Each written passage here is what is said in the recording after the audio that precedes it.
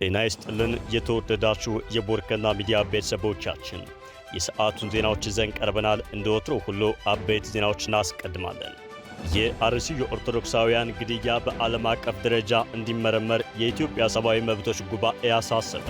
የኢትዮጵያ ሰብአዊ መብቶች ጉባኤ ኢሰመጉ በኦሮሚያ ክልል አርሲ ዞን በተለያዩ ወረዳዎች በኦርቶዶክሳውያን ላይ ያነጣጠረ ግድያ መፈጸሙን ባደረገው ክትትል መረዳቱን አስታውቋል።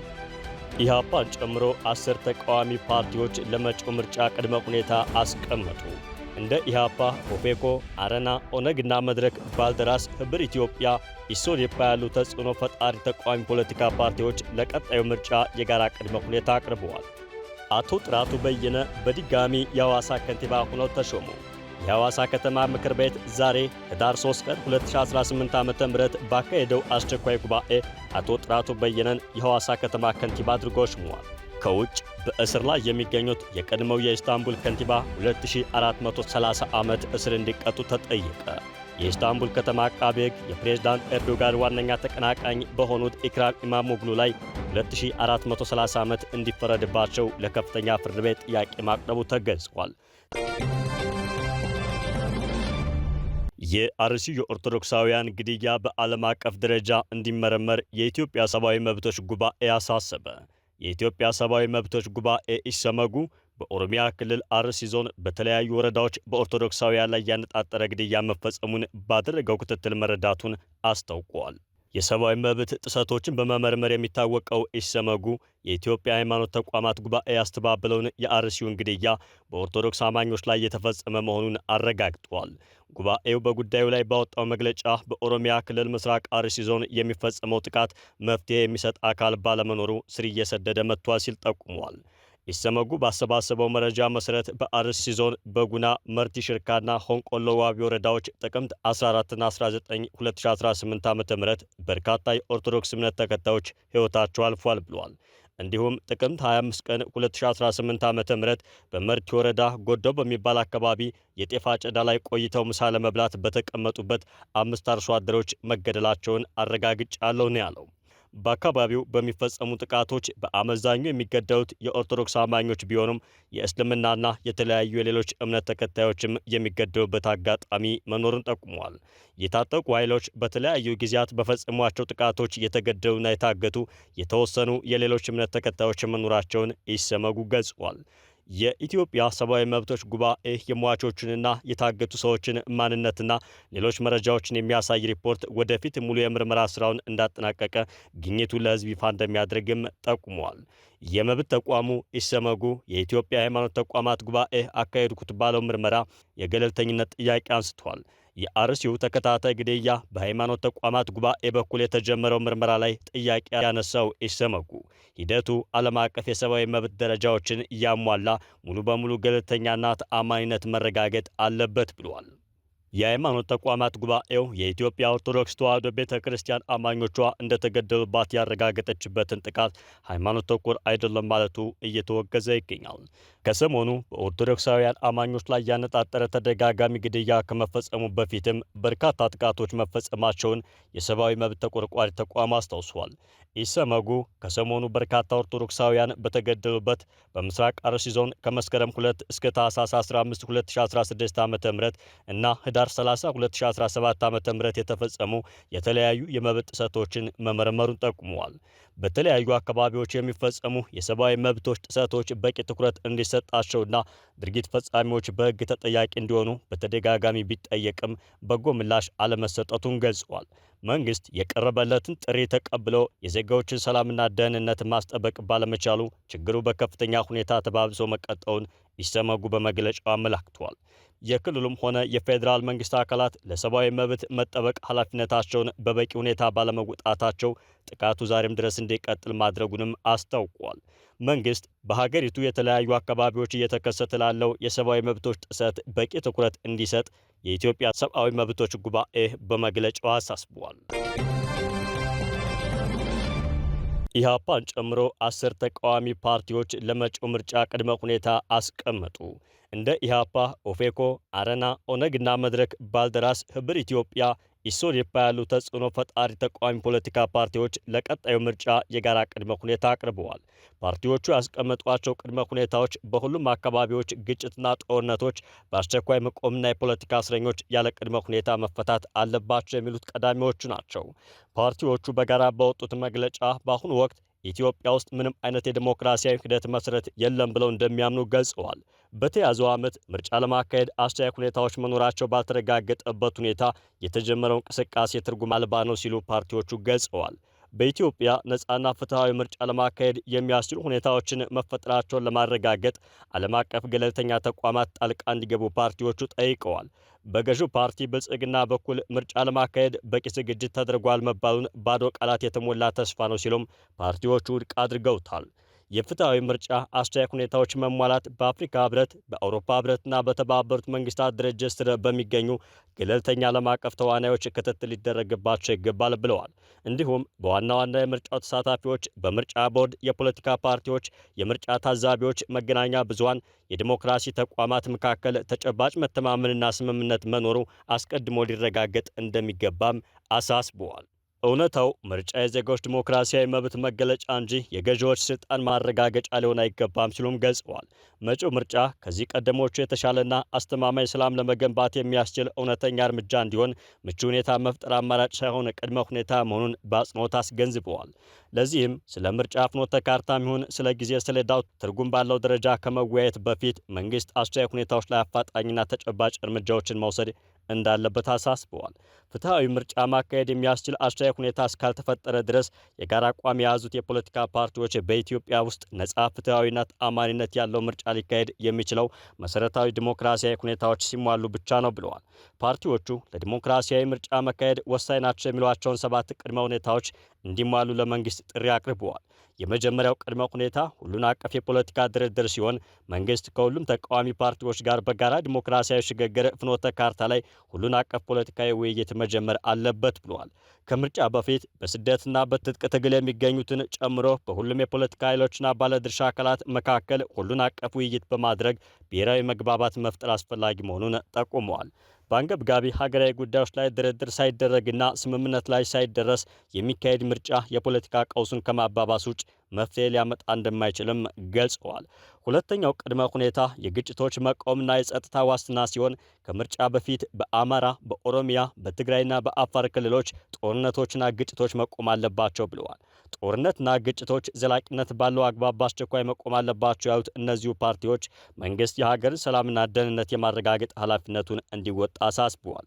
ሌላኛው ቅድመ ሁኔታ የፖለቲካ ምህዳሩ ያለምንም ቅድመ ሁኔታ መከፈት ሲሆን መንግስት በእስር ላይ የሚገኙ የፖለቲካ ፓርቲ አመራሮችና አባላትን ጨምሮ ሁሉም የፖለቲካ እስረኞች ያለምንም ቅድመ ሁኔታ በአፋጣኝ መልቀቅ አለበት የሚል ነው። ሌሎች ቅድመ ሁኔታዎች የመንግስት መዋቅሮች ገለልተኝነት ማረጋገጥ፣ የፕሬስ ነጻነትን ማረጋገጥና የሀገር ውስጥና ዓለም አቀፍ የምርጫ ታዛቢዎች ተሳትፎ መረጋገጥ ናቸው። ገዢው ብልጽግና ፓርቲ ምርጫው በተያዘለት ጊዜ እንደሚካሄድ ቢገልጽም አብዛኛዎቹ ፖለቲካ ፓርቲዎች ግን ቅድመ ሁኔታ ከወዲሁ አስቀምጠዋል። አቶ ጥራቱ በየነ በድጋሚ የሐዋሳ ከንቲባ ሆነው ተሾሙ።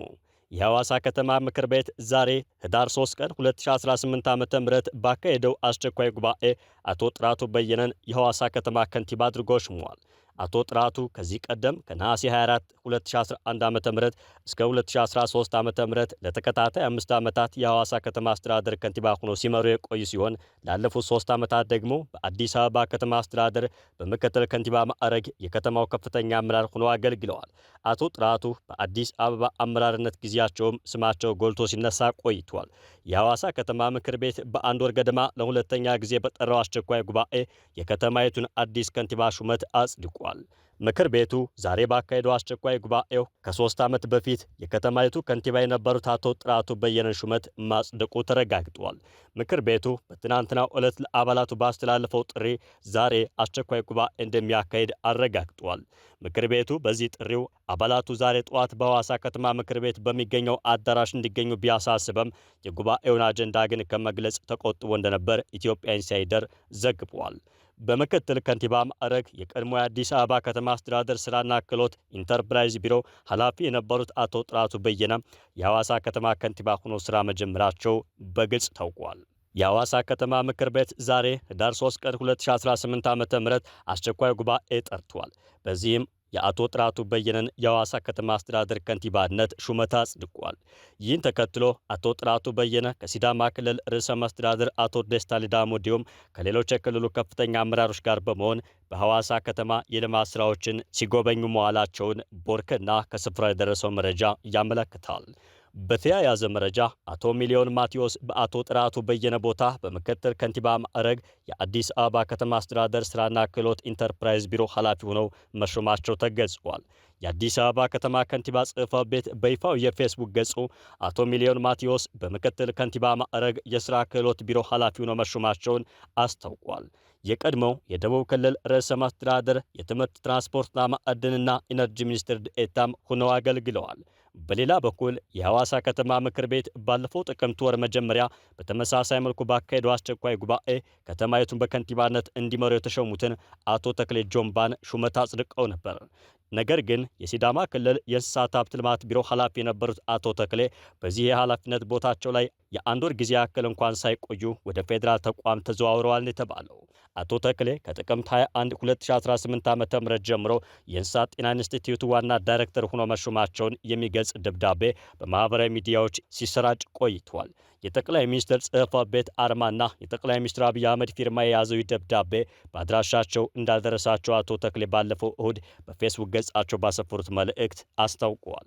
ኢትዮጵያ ኢንሳይደር ከእንስሳት ጤና ኢንስቲትዩት አገኘሁት ባለው መረጃ ለአቶ ተክሌ የተጻፈና በእጃቸው የሚሰጥ ደብዳቤ ለመስሪያ ቤቱ ደርሷል። አቶ ተክሌ ካለፈው አርብ ጀምሮ በሐዋሳ ከተማ በከንቲባነት የሥራ ገበታቸው ላይ አልተገኙም ነበር ተብሏል። ከውጭ በእስር ላይ የሚገኙት የቀድሞው የኢስታንቡል ከንቲባ 2430 ዓመት እስር እንዲቀጡ ተጠየቀ። የኢስታንቡል ከተማ አቃቤ ሕግ የፕሬዝዳንት ኤርዶጋን ዋነኛ ተቀናቃኝ በሆኑት ኢክራም ኢማሞግሉ ላይ 2430 ዓመት እንዲፈረድባቸው ለከፍተኛ ፍርድ ቤት ጥያቄ ማቅረቡ ተገልጿል። ከንቲባው ከመጋቢት ወር ጀምሮ በሙስና ወንጀል ተጠርጥረው እስካሁኗ ሰዓት ድረስ በእስር ላይ ይገኛሉ። ኢማሞግሉ የታሰሩት ምርጫ እየተቃረበ በመጣበት ወቅት በመሆኑ የኤርዶጋን መንግስት የተቃዋሚ ፓርቲ አመራሮች ላይ ጫና ለመፍጠር ሆን ብሎ የወሰደው እርምጃ ተደርጎ ተወስዷል። የቱርክ ትልቋ ከተማ ኢስታንቡል አቃቤ ሕግ ታዋቂው ፖለቲከኛና የከተማዋ ከንቲባ ኢክራም ኢማሞግሉ በተከሰሱበት 142 የሙስና ወንጀሎች ከ828 እስከ 2430 ዓመታት የእስር ዘመን እንዲፈረድባቸው ጠይቋል ተብለዋል። ኢማሞግሉ የፕሬዝዳንት ረሲፕ ጣይብ ኤርዶጋን ዋነኛ የፖለቲካ ተቀናቃይ ተደርገው የሚቆጠሩ ሲሆን ከባለፈው ዓመት መጋቢት ወር ጀምሮ በሙስና ወንጀል ተጠርጥረው በስር ላይ ይገኛሉ። የኢስታንቡል ከንቲባና ተቃዋሚው የሪፐብሊካን ፒፕልስ ፓርቲ ሲኤችፒ ምንም አይነት ጥፋት እንዳልፈጸሙ በመከራከር ፕሬዝዳንቱና አጋሮቻቸው የኤርዶጋን ተቀባይነት ማሽቆልቆሉን ተከትሎ እርምጃ ወስደዋል ሲሉ መንግስትን ወንጅለዋል።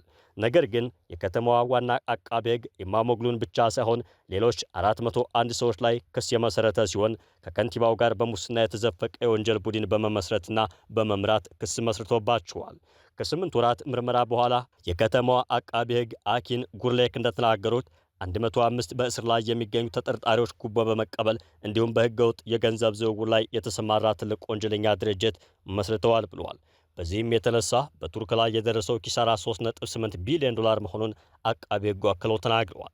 እንደ አውሮፓውያን አቆጣጠር በ2028 በሚደረገው የቱርክ ፕሬዝዳንታዊ ምርጫ ኢማሞግሉ የሲኤችፒ ፓርቲ እጩ ሆነው የተመረጡ ሲሆን ጉቦ በመስጠት 7 ህጋዊ ያልሆነ ገንዘብን ህጋዊ በማስመሰልና ተጨማሪ 7 በመንግስትና በህዝብ ድርጅቶች ላይ የማጭበርበር ወንጀል ክሶች ቀርበውባቸዋል። በመጋቢት ወር ከንቲባው በቁጥጥር ስር ሲውሉ በሀገሪቱ ከፍተኛ ህዝባዊ ተቃውሞ ተቀስቅሶ በመቶዎች የሚቆጠሩ ሲታሰሩ ፖሊስም ተጨማሪ መጠነ ሰፊ የአጸፋ እርምጃ ወስዷል። ከዚያን ጊዜ ጀምሮ ከንቲባው በኢስታንቡል ወጣ ብሎ በሚገኝ እስር ቤት ታስረው ይገኛሉ። በከንቲባው ላይ ከቀረቡት የሙስና ክሶች በተጨማሪ በስለላና የትምህርት ማስረጃቸውን በማጭበርበር ወንጀሎች አቃቤ ሕግ ክስ መስርቶባቸዋል። ነገር ግን የትምህርት ማስረጃቸው ከዚህ ክስ በኋላ ውድቅ ሆኗል። የቱርክ ባለስልጣናት ከንቲባው የፍትህ አካላትን ለፖለቲካ መሳሪያነት እየተጠቀመበት ነው በሚል ያቀረቡትን ውንጀላ ውድቅ አድርገዋል። ሆኖም የዩኒቨርሲቲ ዲፕሎማ ከሌላቸው በ2028 ለፕሬዝዳንትነት መወዳደር እንዳይችሉ እገዳ ተጥሎባቸዋል ነው የተባለው። የፓርቲው መሪ ኦዝጉር ኦዝቡል በኤክስ ገጻቸው ላይ ባሰፈሩት አስተያየት ይህ ክስ የህግ ጉዳይ አይደለም፣ ሙሉ በሙሉ ፖለቲካዊ ነው። ዓላማው ባለፈው ምርጫ ያሸነፈውን ሲኤችፒን ማስቆምና ፕሬዝዳንታዊ እጩውን ማገድ ነው ሲሉ ጽፈዋል። ቀደም ሲል የሲኤችፒ የፓርላማ ቡድን ስብሰባ ላይ ፓርቲያቸውን ወክለው ማንም ሰው ለፕሬዝዳንትነት እንደማይወዳደር አስታውቀዋል። ወንጀሉ የሀገሪቱ ቀጣይ ፕሬዝዳንትነት ሆኖ መወዳደሩ ነው፣ ሌላ ወንጀል የለበትም ሲሉም ተደምጠዋል። ኢማሞግሉ ቱርካውያንን ይህን የስለላ ረብ የለሽ ክስ እርሱ ሲሉ ጠይቀዋል። የፓርቲው መሪ የሆኑት ኦዝጉር ኦዝልም ከንቲባውን ከእስር ላለመፍታት ወንጀሎችን እየፈጠሩ ነው ሲሉ የመንግስት ባለሥልጣናትን ወንጅለዋል። የ54 ዓመቱ ኢማሞግሉ ለመጀመሪያ ጊዜ ከንቲባ ሆነው የተመረጡት እንደ አውሮፓውያን አቆጣጠር በ2019 ሲሆን ዳግም እንደ አውሮፓውያን አቆጣጠር በ2024 የገዢውን ኤኬ ፓርቲ እጩ ወደ 1 ሚሊዮን በሚጠጋ ድምፅ በመምለጥ አሸንፈዋል። ቀደም ሲል የኢስታንቡል አቃቤ ሕግን በመሳደብና በማስፈራራት ተከሰው በሐምሌ ወር የተፈረደባቸውን የ1 ዓመት ከ8 ወር እስራት ይግባኝ ብለው ውሳኔ በመጠባበቅ ላይ ይገኛሉ። የምርጫ አስፈጻሚዎችን በመተቸት ቀደም ሲል የተፈረደባቸውን የእስር ቅጣት ላይም ይግባኝ ጠይቀዋል ነው የተባለው። ውድ የቦርከና ሚዲያ ቤተሰቦቻችን የሰዓቱ ዜናዎቻችን ተጠናቀቁ። ሰላም።